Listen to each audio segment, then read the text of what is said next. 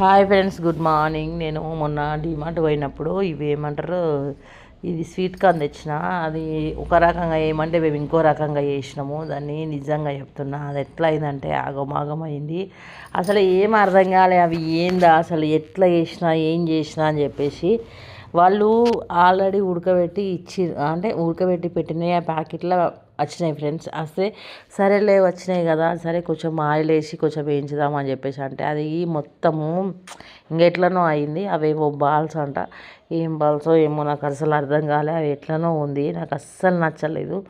ఇంకా వీళ్ళైతే ఇంకా సాసులు వేసుకొని మరీ ఇక ఎట్లా తిన్నారంటే అట్లా తిన్నారు. అస్సలే బాగలేవు, నాకైతే అస్సలే కూడా నచ్చలేదు అవి.